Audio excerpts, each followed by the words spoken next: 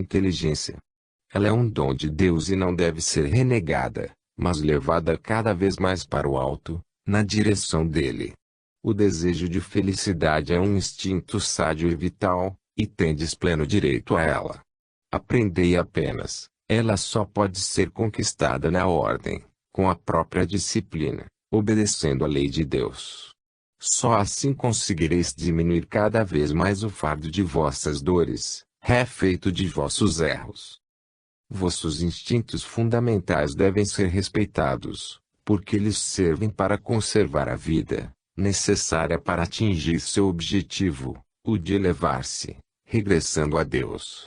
Por isso, ele fez que vós os adquirisseis e os fixasseis em vós. São eles hoje a mola necessária à vossa vida, em vossa atual fase. Amanhã conquistareis outros instintos mais evoluídos, para viver em planos mais altos. Não vos prego as abstinências e os jejuns dos santos. Não peço renúncias, mas disciplina. Se não amardes o trabalho, seja ele a vossa penitência. Mas, aprendei a amá-lo, a fim de apressar as satisfações que ele proporciona e ele se transformará na alegria de criar. Respeitemos os instintos fundamentais da fome e do amor. Devemos nutrir o corpo, para trabalhar melhor, mas não para empanturrar-nos.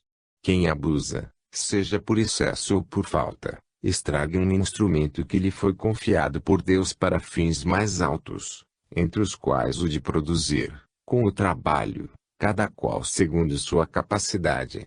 Em nosso planeta existem todos os elementos que podem torná-lo sede de vidas felizes. Mas, estão todos no estado caótico. Compete ao homem, com seu trabalho, transformar o caos numa ordem, na qual ele possa viver bem. Ordem exterior, nas ações, que só pode nascer de uma ordem interior, no espírito. Respeitemos o amor, mas disciplinado, com respeito à mulher e à família alheia, santificado com a proteção da mãe aos próprios filhos, com a educação destes, com a sublimação do afeto recíproco, que, provindo não apenas dos sentidos, sobrevive à própria morte. Respeitemos o instinto da posse e de domínio das coisas, mas sob condição de que ele não seja egoísta, que não represente opressão aos fracos, não seja feito de ambição. Seja respeitada a propriedade, fruto do trabalho. Mas, para ter direito do respeito pelas próprias coisas, deve-se antes respeitar as coisas alheias. Em todos os campos, só tem direito a ser respeitado quem respeita. Seja respeitada a vida em seus instintos, mas esteja tudo disciplinado na medida e na ordem estabelecidas pela lei de Deus. Quanto mais aprenderdes a viver na ordem, tanto mais diminuirão vossas atribulações, e quanto mais desobedecerdes à lei, tanto mais elas crescerão. Não vedes que cada coisa tem seu lugar na natureza? Que aconteceria se o mar quisesse usurpar o espaço que pertence à terra, e se esta quisesse invadir o céu? Tudo é belo e há lugar para tudo, inclusive para a vossa vida, porque tudo está organizado e em paz. Mas logo que esta ordem e esta paz se perturbem, surge para todos o desastre. Só se respeitardes as regras indispensáveis da vida, estabelecidas por Deus, é que Ele poderá dar-vos a felicidade, de que elas são a condição essencial. Assim falou nosso peregrino àqueles homens simples. Mas a vida é ação, e era mister, para melhor convencê-los, dar-lhes um exemplo, um testemunho tangível. Nos arredores do lugarejo, numa praia abandonada, vivia solitário um rebelde à ordem social, um homem feroz, ladrão e assassino, que, ao invés de trabalho, preferia viver de delitos e de rapinagem. Era chamado o Lobo. Ninguém ia à sua cabana nem dela se aproximava se não estivesse armado. Falaram desse lobo ao peregrino e este resolveu ir ao seu encontro. Lembrava-lhe isto outro encontro, com outro lobo, talvez o nome de outro ladrão. O assassino, que foi amansado por São Francisco às portas de Gubbio. Os homens da pequena aldeia procuraram dissuadi-lo, Mas ele sentiu-se irresistivelmente impelido àquela realização. Ir por aquelas paragens, sem armas, ou mesmo levando-as, mas sem saber usá-las, era loucura para que deixar-se matar. Após muita discussão, um dia partiu o peregrino, desarmado, para a cabana do lobo. Entretanto, acompanhavam-no alguns homens fortes e bem armados. Deixou-os em certo ponto, escondidos entre as árvores, de sobreaviso, para socorrê-lo, se houvesse necessidade. E encaminhou-se sozinho para a choupana. Enquanto caminhava, refletia. Já dar um exemplo, nas grandes cidades, vencendo os mais poderosos obstáculos que lhe queriam impedir o cumprimento de sua missão. Vitória clamorosa, milagre de Deus, que lhe havia provado seu auxílio e sua presença a seu lado. Toda a resistência havia caído e os elementos negativos tinham sido afastados, apesar de fortes e renitentes. Deus o ajudaria também, realizando este outro milagre. Era lógico e necessário também este exemplo num plano social diferente. Precisava aceitar, tinha de expor-se a esta nova prova, em que Cristo deveria triunfar mais uma vez. O peregrino era também homem e, como tal, temia. Talvez tivessem razão os homens da pequena aldeia. Sua ousadia era loucura perigosa e inútil. Então, como sempre ocorrera nos maiores momentos de sua vida, Cristo lhe apareceu ao lado, tomou-o pela mão e, enquanto o guiava, desenvolveu-se a seguinte colóquio: Filho, por que tomes? Não estou sempre a teu lado. Senhor, que posso eu? Não é orgulho meu pretender mais uma vitória. Vai, filho, não temas, estou contigo. Falarei em teu pensamento, brilharei em teu olhar, vibrarei em ti, manifestar-me-ei através de tua paixão pelo bem. Vai. Através de ti, meu instrumento terreno, vencerei com amor esta alma rebelde. Vai. Vencerás. Estou contigo. Peregrino do amor e da dor, nosso homem continuou pela praia, aproximando-se, cada vez mais da choupana. Os homens armados o vigiavam, assustados, de longe. Mas, ele caminhava como uma criança, abaixando-se para apanhar conchinhas na praia, admirando-lhe as belas formas. Depois, extasiado, olhava o mar, a floresta, os montes, o céu. Toda aquela beleza lhe falava de Deus.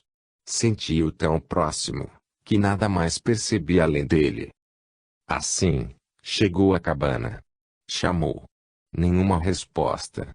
Aproximou-se e bateu. Ouviu um barulho de ferragens e logo apareceu um homem forte, alto, de aspecto feroz. Olharam-se. Olharam-se ainda mais, nos olhos. Nos momentos decisivos, da vida ou da morte, o esforço da vida se concentra no silêncio. As coisas mais graves são compreendidas sem palavras. Com o olhar eles se mediram e se pesaram. O lobo, em seu instinto de fera, compreendeu que se achava diante de um homem inerme. O fato de não se achar diante do antagonista que imaginava desarmou seu primeiro ímpeto de agressão. O recém-chegado não era um inimigo. Quem era então? E que podia querer dele? E quem lhe dera a coragem de chegar até lá, desarmado? Assim, o lobo ficou desarmado pelo inerme. Já se viram feras bravias respeitarem criancinhas inocentes. Muitas vezes a agressão é um ato de defesa, provocado pela agressão alheia, e se esta não existe, a outra não estoura. O lobo disse apenas: que queres aqui? Quem és? Silêncio. Em redor vibrava, partindo de todas as coisas, a grande voz de Deus. Cantavam as harmonias do Criado, pulsava a essência espiritual da vida, a transbordar da forma que a revestia e escondia. Parecia que a natureza, naquele dia, celebrava uma festa e entoava uma sinfonia imensa de infinitas vibrações a se abraçarem unidas, em amor, harmonicamente, musicalmente, tecidas numa mesma trama de bondade e de paz. O peregrino sentia um choque em seu coração e estava em êxtase, fora de si.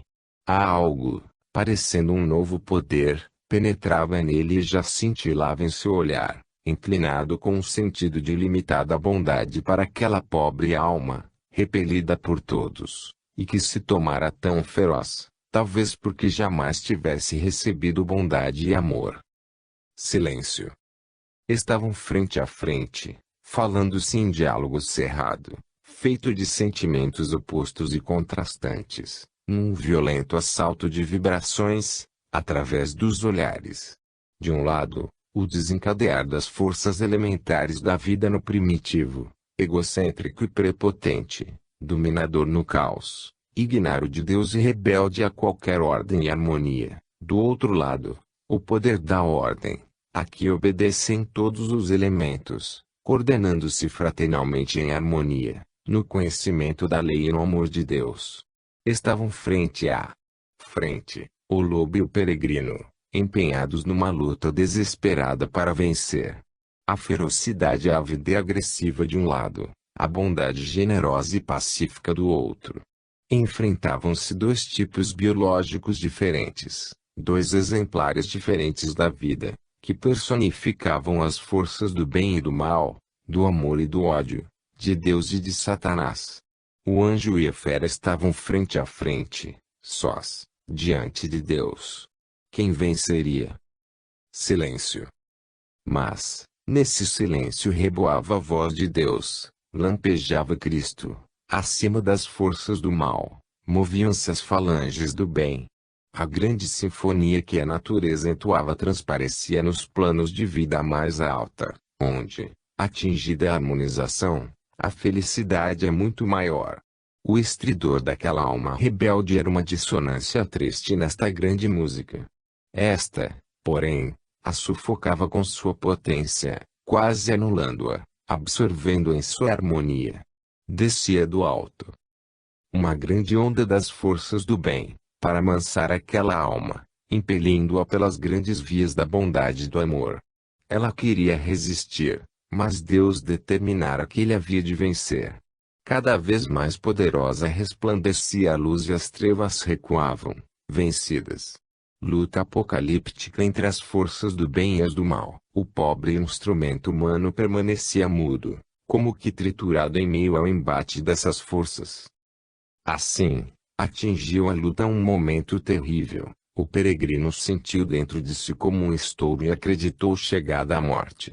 Viu, confusamente, o lobo lançar de si as armas, procurou segurar-se a alguma coisa para não cair, mas instantaneamente se encontrou recolhida nos braços dele. Estava cumprido o milagre. O bem, Deus, o amor, tinham sido mais fortes e haviam vencido.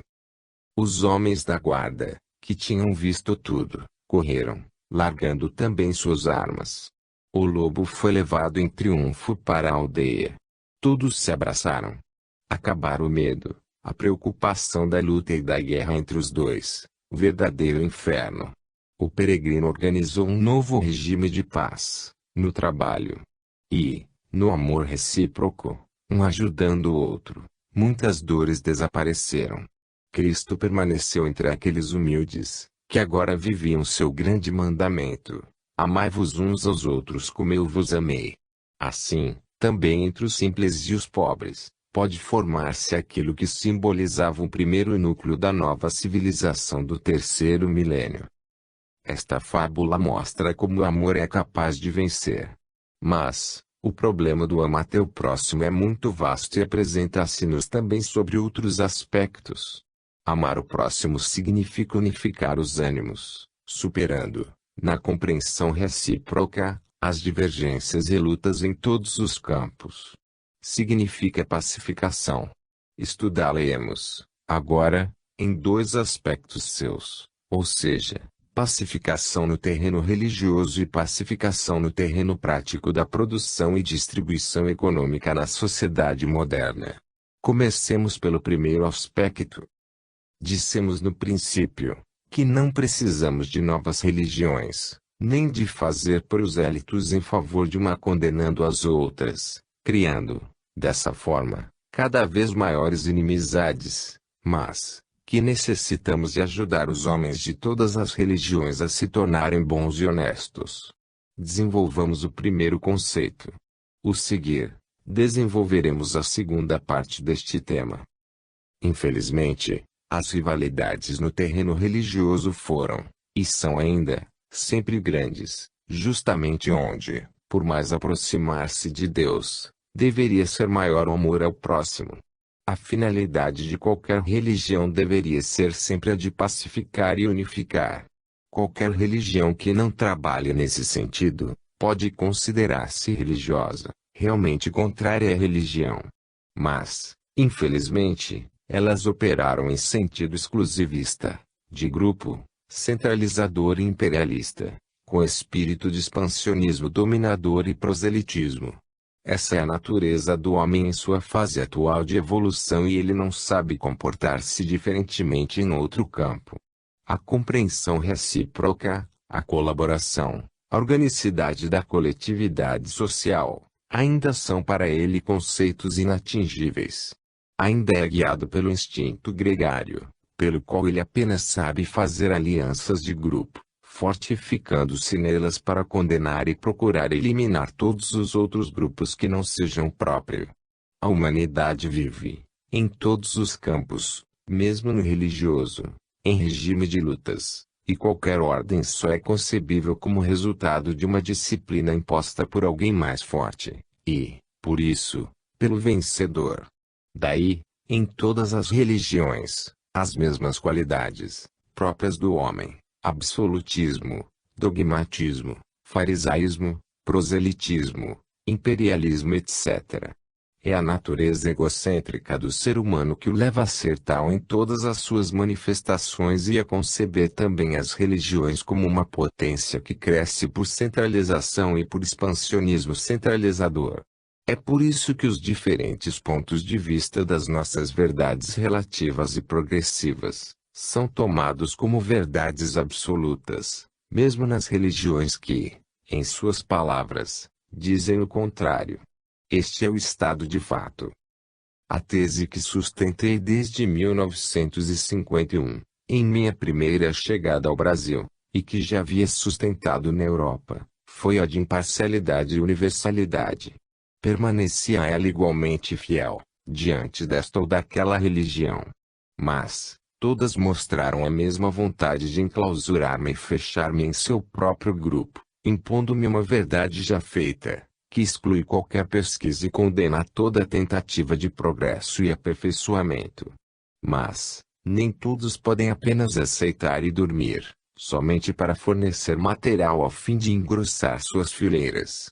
Não há dúvida de que todas as igrejas querem ser universais, mas apenas no sentido imperialista. Todas querem unificar mais debaixo do próprio domínio. Não foi nesse sentido que compreendi a universalidade. Não a entendi no sentido de um partido religioso, que se expande tanto, que conquista tudo.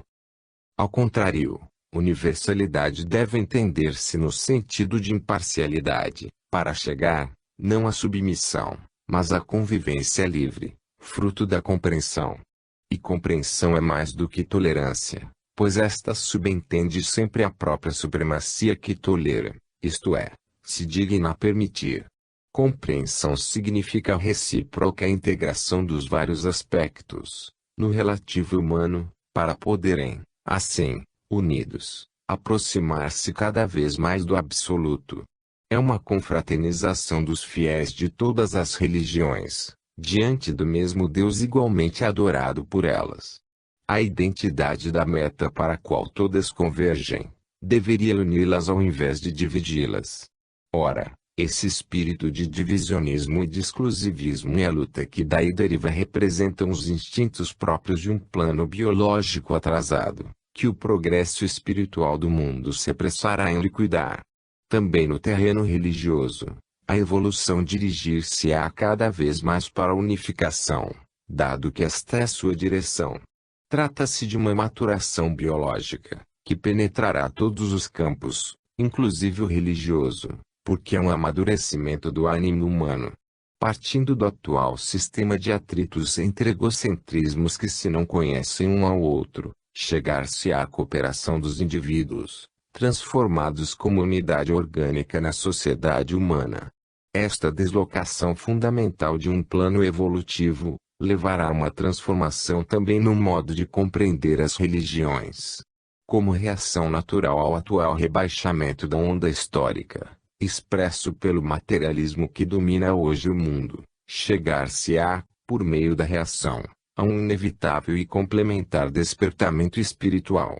Isto forçará o homem a sentir sempre mais, nas religiões, sua substância espiritual, dando cada vez menos importância às formas exteriores, que hoje têm valor maior.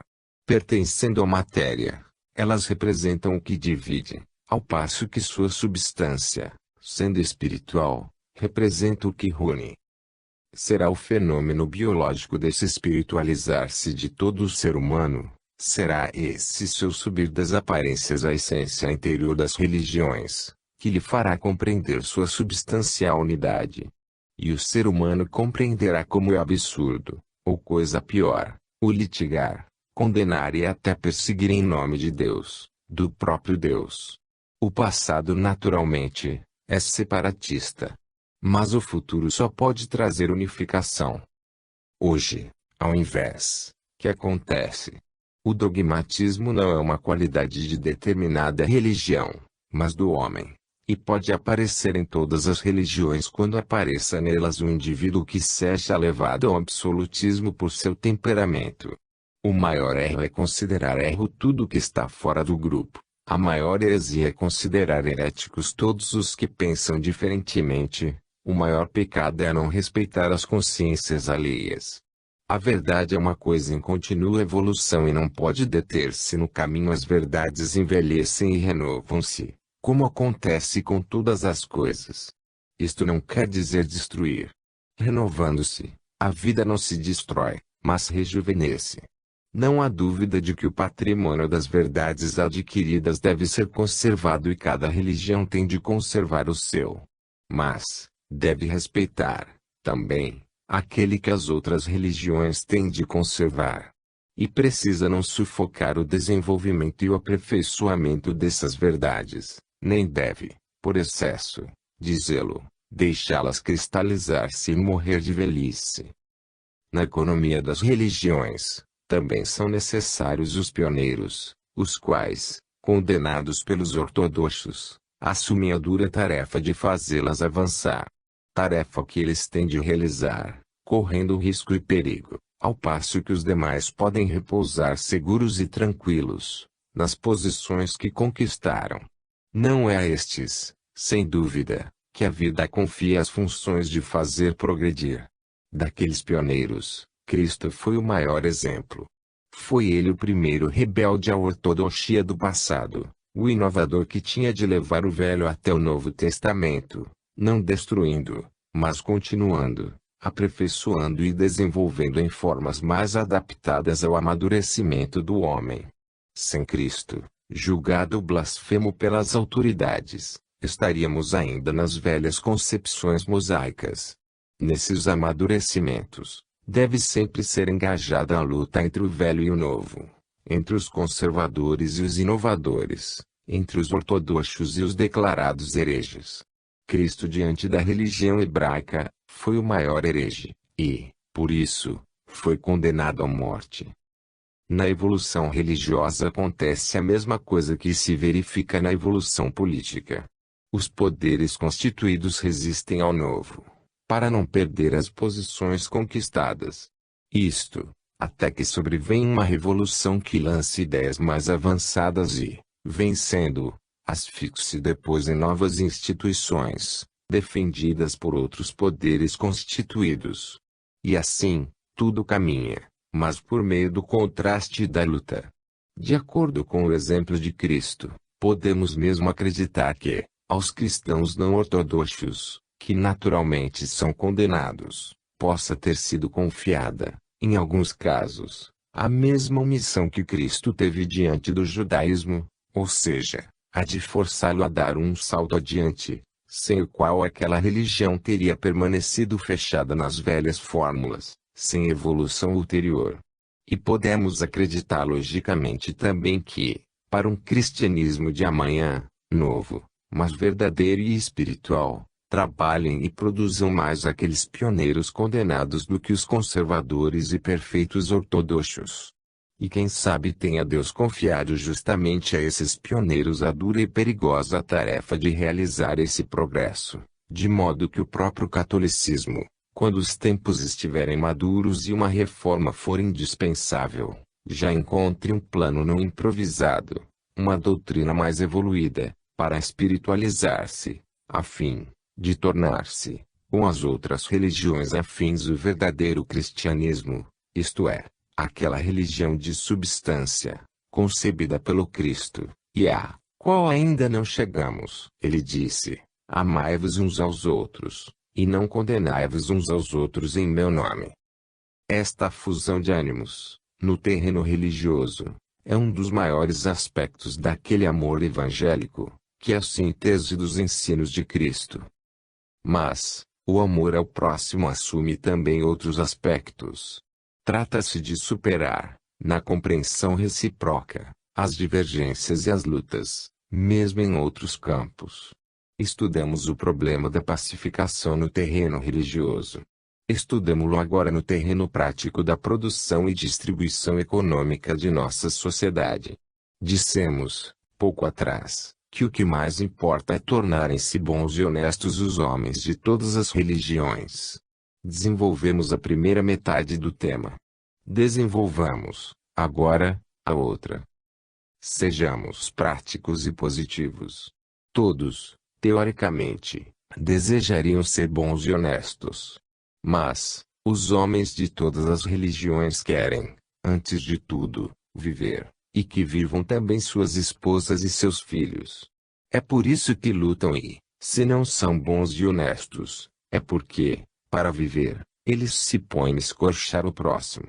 E quanto mais a família é sadia e compacta, mais representa ela um castelo bem defendido contra todos. Quanto mais o chefe é forte e hábil, melhor sabe ele cumprir o dever de defender sua esposa e filhos, e mais essa família é um carro armado, de assalto em defesa, contra as outras famílias, como cada nação o é contra as outras nações. Ora, é evidente que a máxima evangélica do ama teu próximo, neste mundo, é totalmente utópica. Demonstra o fato de que ninguém, ou quase ninguém, aplica completamente e reduz-se ela, assim, a um desejo piedoso, a uma afirmação teórica, a um sentimentalismo mais ou menos hipócrita. Mas, então, por que Cristo quis fazer e transmitir essa afirmação? Seria ele, talvez, um sonhador, que não conhecia as condições reais e as exigências de nossa vida? Não. Cristo não se colocava fora da realidade da vida, ignorando suas leis e pedindo o impossível. Se estas são, inegavelmente, as condições atuais do homem, ainda imerso no plano biológico animal, esse mandamento exprime a lei de um plano biológico mais alto, que o homem terá de atingir e, começando a praticá-lo e aprender, dessa maneira, uma nova norma de vida, ele deve preparar-se desde agora para entrar naquele plano. As leis da vida mudam, relativamente ao grau de evolução que se atingiu. A lei feroz da luta pela seleção do mais forte é a lei em nosso plano animal, em que os seres não se conhecem uns aos outros. Encontram-se num estado caótico em que o indivíduo está sozinho, com suas forças, contra todos. É lógico que a natureza, a esse nível, premia o mais forte. Neste mundo ainda não nasceu o novo homem civilizado do futuro, o homem orgânico das futuras grandes unidades coletivas. Esse novo homem colabora com o próximo e suas atividades e, ao invés de colidir com ele, coordena-se. Ao invés de tender a destruições mútuas na luta, soma para o bem de todos, com grande vantagem para o bem de cada um. O atual e egoístico esmagar-se reciprocamente seria considerado, numa sociedade mais evoluída e menos ignorante das leis da vida, uma estupidez, devido à forma mental atrasada, isto porque é, antiprodutivo e anti-utilitário para todos, inclusive para o indivíduo. Ainda estamos longe de uma verdadeira civilização inteligente. Em nossa humanidade ainda prevalece a selvageria. Ela sobrevive devido ao fruto do passado bestial, o instinto e até o gosto de matar. Os jornais, o cinema, a televisão, os romances populares estão cheios de histórias de delitos, que o público lê e vê com alegria, ao invés de olhá-los com horror. Isso revela uma forma mental confusa, que não podendo satisfazer-se com os fatos, por medo do Código Penal, satisfaz-se com a imaginação. Essa presença de gostos ferozes explica-se como uma sobrevivência do passado, em que, na rivalidade da luta pela vida, o extermínio de quem estava fora do próprio grupo representava sinal de vitória portador de bem-estar.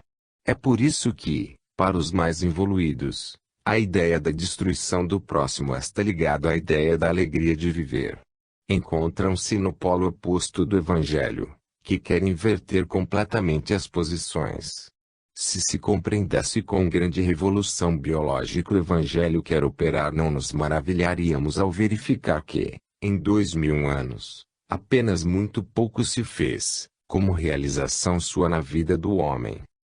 É bem difícil a tarefa e bem árduo o trabalho que o Evangelho tem de levar a termo, para transformar esse tipo biológico e transportar essa animalidade feroz e egoísta até a margem oposta do ramata o próximo. Há 2000 anos que se prega, ou seja, que se procura fixar, com a repetição, no cérebro humano, essa nova ordem de ideias. Mas, a realidade, que justamente se procura modificar, é diferente. O passado resiste ou ressurge a cada passo. Desse contraste entre os dois princípios diversos, que buscam conquistar o campo das atividades humanas, nascem as acomodações, as hipocrisias, as revoltas a que as religiões se amoldam. E, assim, pode transformar-se o Evangelho em mentira. Trata-se de mudar a natureza humana nela induzindo uma persistente correção do passado, através de atividades opostas. Com a repetição destas, até o surgimento de hábitos, através dos automatismos, tal como se domesticam animais, nascerão novos instintos, em lugar dos velhos. Mas, a dureza da vida, imposta pela luta, e as necessidades materiais não cessam. O assalto da defesa e do ataque está sempre pronto para reduzir a pó a máxima evangélica: ama teu próximo. É verdade que ela pertence ao futuro. Por isso, em nosso mundo, ainda aparece como um absurdo, como algo impraticável. O Evangelho seria belo se fosse praticado por todos, porque então a reciprocidade do sacrifício pelo próximo torná-lo-ia compensado. Mas, onde não existem essa reciprocidade e essa compensação, o cordeiro, que é o único a amar no meio de um bando de lobos, acaba sendo simplesmente despedaçado e eliminado. Sem dúvida, aquele que, sozinho, for o primeiro a viver num mundo como este, 100%, o Evangelho, não pode deixar de ser um mártir. Por isso, o homem começa a vivê-lo em porcentagens mínimas, mas, assim mesmo, elas já penetram e se enxertam em sua natureza inferior e a modificam um pouco. O progresso é uma conquista laboriosa e só pode realizar-se por etapas. O Evangelho é uma inversão tão grande da bestialidade humana que, se a ela fosse aplicado integralmente, de uma só vez, destruí-la-ia e, com isso, destruiria a única forma de vida que o ser inferior possui.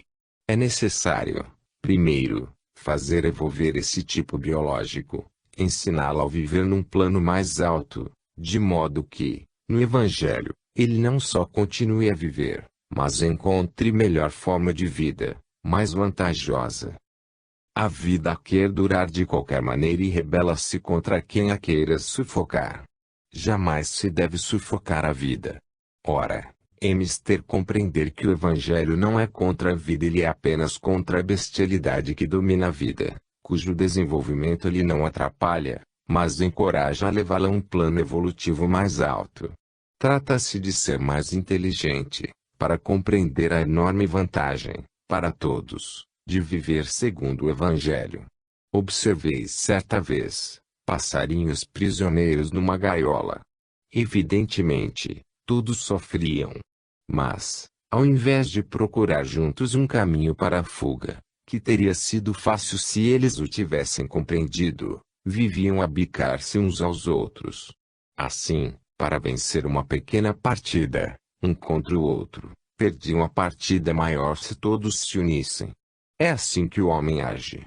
Tal como aqueles pássaros, ele sabe fazer apenas o que lhe dizem os instintos e, assim, por falta de inteligência, acreditando vencer a partida, para ganhar a menor, perde a maior. Todo defeito reside no fato de que o homem, usando o raciocínio do indivíduo isolado, não vai além dele, e não sabe servir-se do raciocínio do homem orgânico, que vive em função da coletividade. Assim, os homens, lançando-nos a culpa nos outros, permanecem todos fechados na gaiola da própria ignorância e sofrem igualmente essa prisão.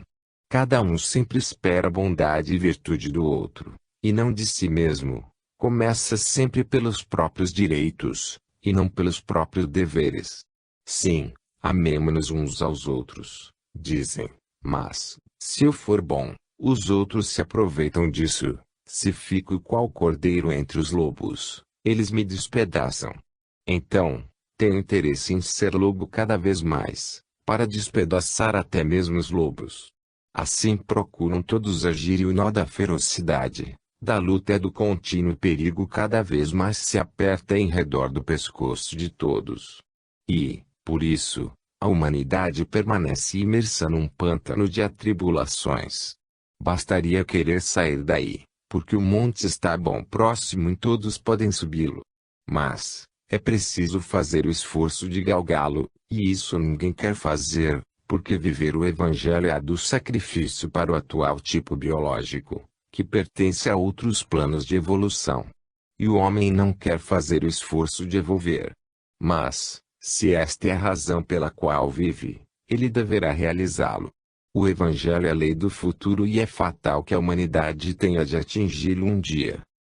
Como se vê, o problema do Ramat é o próximo, se for concebido, como muitas vezes se faz, só como um ato de sentimentalismo, permanece fora da realidade. Ele faz parte da evolução. O progresso é um fenômeno complexo que, para realizar-se, requer amadurecimento de muitos elementos diferentes. Psicológicos, econômicos, científicos, sociais. Aquela máxima evangélica envolve com ela outros problemas, até mesmo práticos. Permanecendo cada qual apegado ao próprio egoísmo, constrange os outros a ele também permanecerem apegados. Forma-se, assim, uma culpabilidade e responsabilidade coletivas, que arrastam todos ao mesmo barato de atribulações. O trabalho para se chegar a viver o Evangelho é árduo e complexo. Mas, é verdade também que, ao lado de todos os outros instintos, o homem também tem o instinto do progresso, que visa melhorar suas condições. Além disso, estão aí seus atuais sofrimentos e nada há como o sofrimento para despertar a inteligência. Dessa forma, poderá começar o homem a compreender como dirigir seu insaciável desejo de subir. Ou seja, subir inteligentemente na direção indicada pelo Evangelho. Também existe a solução em curso, que cada vez mais se vai realizando, de muitos outros problemas paralelos, como o da justa distribuição da riqueza e o da elevação do nível de vida por meio do progresso científico.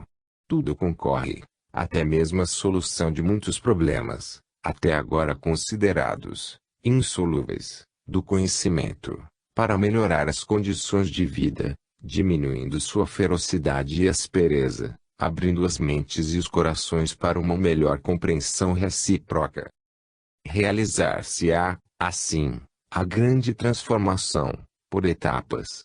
Como foi abolida a escravidão, também mediante providências sociais estatais será abolida a miséria. Desse modo, como cada indivíduo, pelo nascimento, tem direito à liberdade, Assim terá direito àquele mínimo que lhe é indispensável para viver, embora mesclado com o dever do trabalho. Serão inauguradas novas formas de vida social e, no seio dos novos sistemas, poderá amadurecer melhor o indivíduo. A vida opera suas transformações biológicas por etapas. O interesse coletivo disciplinará cada vez mais o desordenado interesse individual. O mais vasto egoísmo da unidade coletiva circunscreverá e reabsorverá sempre mais em seu limitado egoísmo individual. O poderio e as vantagens da organização social vencerão a anarquia do indivíduo rebelde. Isto, por etapas, até que seja eliminado o egoísta absoluto, para o qual a justa medida do dar e do receber é tudo para si e nada para os outros. Ao longo dessa estrada de subida, o homem poderá ir verificando os benefícios da disciplina, porque a ordem, a qual deve ele esforçar-se por obedecer, volta a ele depois, da parte dos outros, como reciprocidade, com vantagem para si. Dessa forma ele verá quão melhor poderá viver, mesmo como indivíduo, num regime de ordem do que num regime de caos. Na floresta, o homem poderia gozar de modo absoluto aquela liberdade que tanto lhe agrada. Mas, ele prefere viver na cidade, onde normas numerosas limitam aquela liberdade. Isso porque a liberdade da floresta inclui lutas e perigos, que desaparecem nas cidades, onde lhes são ofertadas outras utilidades antes desconhecidas.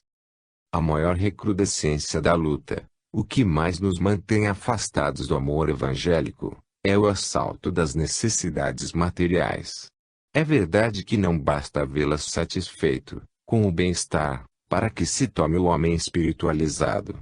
Mas, também é verdade que não se pode falar de coisas espirituais a um faminto, nem dizer que é preciso sacrificar-se pelos outros a quem precisa de tudo. O problema do amor evangélico é, portanto, também um problema econômico. O amor é bem difícil entre famintos, que precisam lutar por obter o próprio alimento. O homem quer a satisfação concreta de suas necessidades e não se satisfaz com sentimentalismos teóricos. Nem com estes, nem tampouco com guerras e revoluções se criam meios. Para elevar o nível econômico, o meio positivo é o trabalho para produzir maiores frutos. Com uma distribuição diferente, da pouca riqueza total existente, poderão alguns melhorar, mas, no conjunto, o nível de vida geral permanece baixo. Então, será melhor uma sociedade na qual sejam todos mais ricos pelo fato de todos trabalharem e produzirem, ainda que aí não seja a riqueza distribuída com toda a justiça, do que uma sociedade em que esta é distribuída com justiça, mas todos são pobres, porque ninguém trabalha nem produz. No terreno prático, o ama teu próximo é um problema de distribuição equânime de direitos e deveres. Dado que do nada, nada pode nascer, é evidente que, para poder alegar direitos contra o organismo coletivo, é necessário realizar em seu favor todos os deveres próprios. Para receber é preciso dar. Sem dúvida, o instinto do primitivo é o de tomar sem dar.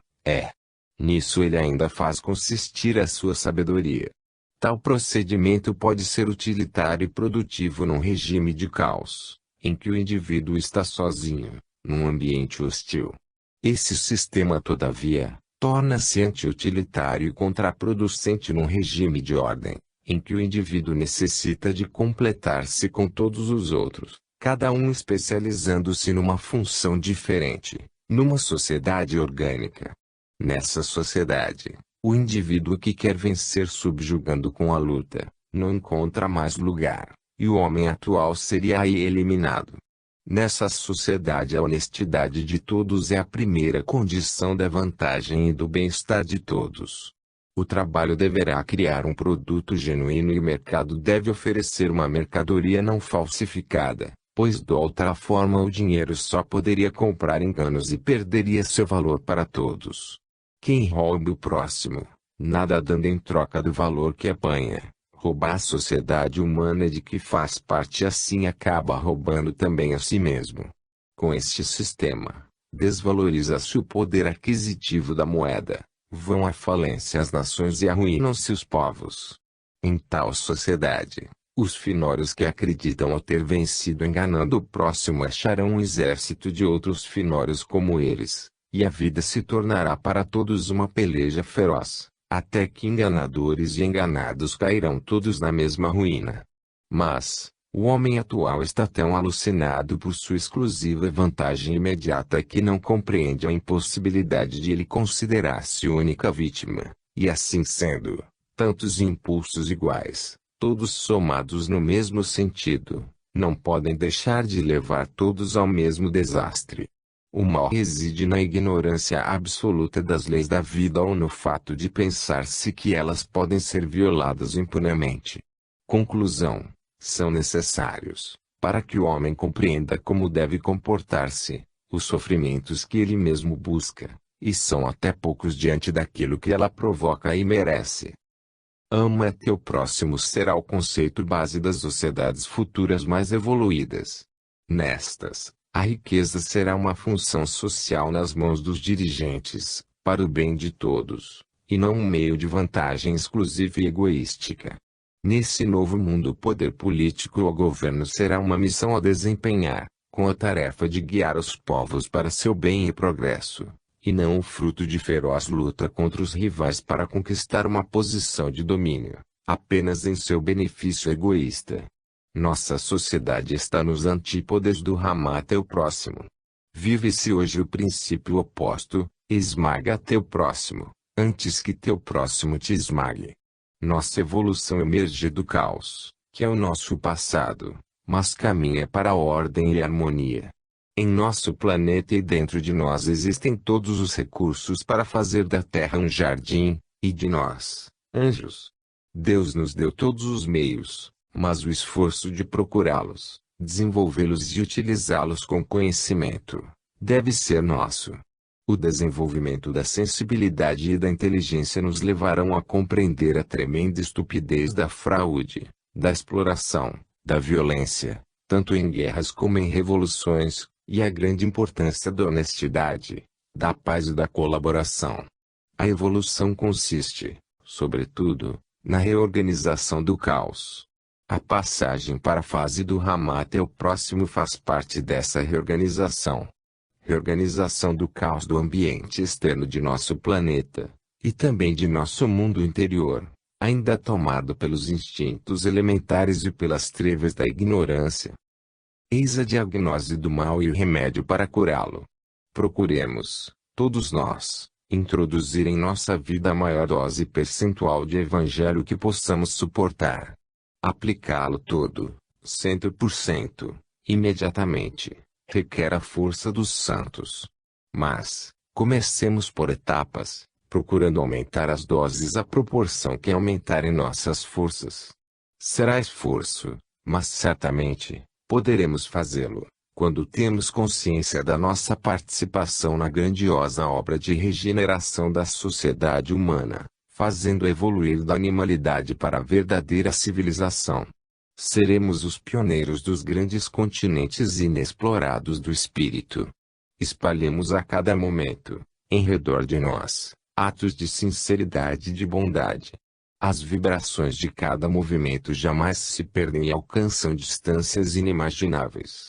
E, com o tempo voltarão para nós em forma de bênçãos e de benefício próprio. Quem faz o bem o faz a si mesmo e quem faz o mal a si mesmo faz. Comecemos tendo a boa vontade de fazê-lo. Não procuremos justificar nossa preguiça, dizendo que essa subida é muito difícil, nem escapar às nossas responsabilidades, jogando a culpa sobre os outros. Principiemos cultivando nossas virtudes, e não exigindo-as do próximo. Procuremos amá-lo, ao invés de importuná-lo, salientando-lhe os defeitos. E não lhe peçamos que faça os sacrifícios e esforços que achemos demais árduos para nós. Não nos esqueçamos de que não estamos sós. Quem se encaminha por essa estrada não pode deixar de ter o auxílio de Deus, que ajuda a todos nos esforços de realização da sua lei. Deus dirige o grande caminho da evolução, através do qual atrai todos os seres a si, Deus dirige a história e o desenvolvimento do progresso humano, voltado para novos tipos de civilização, em que o espírito dominará. Os homens de boa vontade serão arrastados pela torrente da onda histórica, que lhes valorizará o esforço, fazendo-os alcançar resultados inesperados. Não nos espantemos pelo fato de que agora nos achamos no fundo da descida da onda da evolução, isto é, em pleno período involutivo, expresso pelo materialismo. Quem conhece a estrutura do fenômeno sabe que a descida preludia o progresso na direção do alto e que, brevemente, no início do novo milênio, nos espera uma reação fecunda e construtiva, de renovação espiritual. Seu resultado será o nascimento de novo tipo de civilização, a nova civilização do terceiro milênio, em que o espírito triunfará e a matéria será sua escrava. Nessa civilização, o Evangelho não será apenas pregado, mas vivido, inclusive pelas instituições sociais. É, pois, a própria natureza do presente momento histórico que, como nunca, torna atual a aplicação do mandamento de amor evangélico, porque rapidamente se avizinha o dia de tornar-se realidade a palavra que Cristo lançou como sua maior recordação e seu maior ensinamento. Amai-vos uns aos outros como eu vos amei. Fim.